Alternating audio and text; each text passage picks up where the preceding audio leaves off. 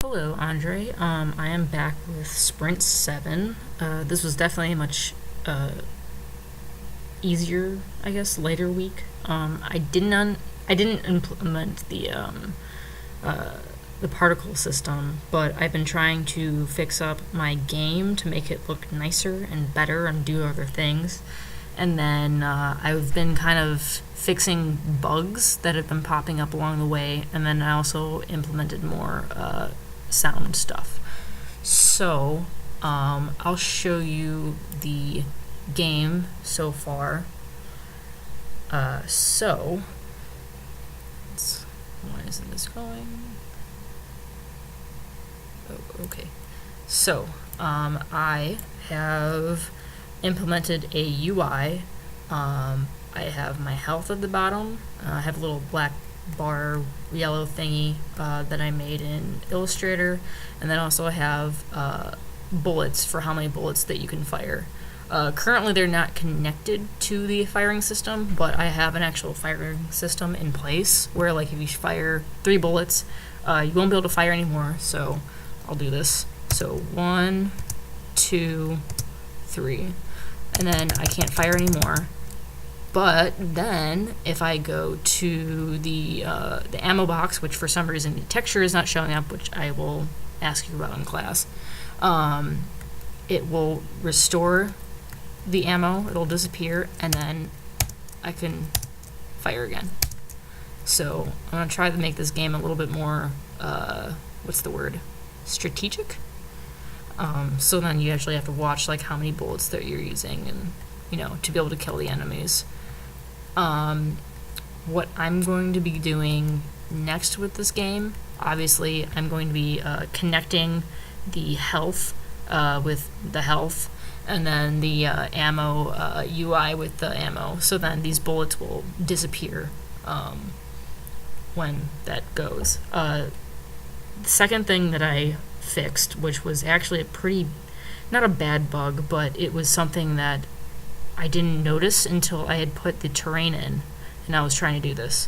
So when I was trying to go and switch scenes, because I want to make a splash screen, I want to make the main game, and then obviously 2 ending scenes depending if you win or you lose or whatever. When I would press F, it works now because obviously I fixed it, but I'll tell you how I did that.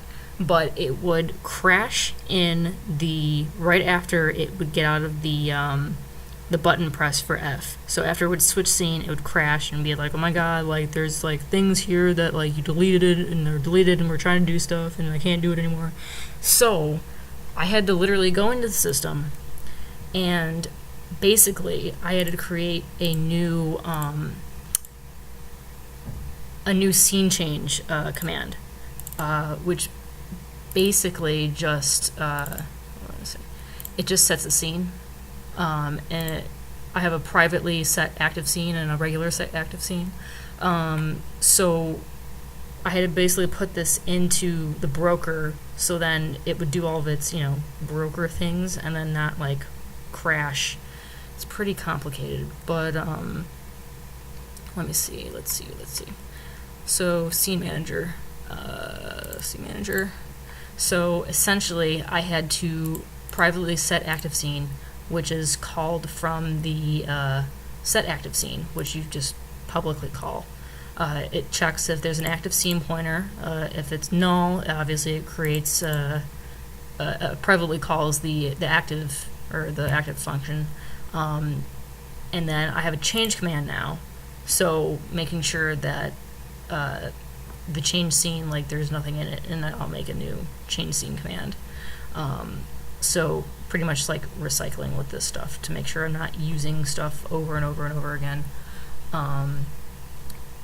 So yeah, and then it goes into the private set active scene and it checks if there's something there, and if something's there, it ends the scene, sets the active pointer to null, and then resets the active scene pointer. So then I can actually switch those scenes. Took me a while to figure that out, because I was doing some debugging for a good 2-3 solid hours trying to figure out what the heck was even breaking.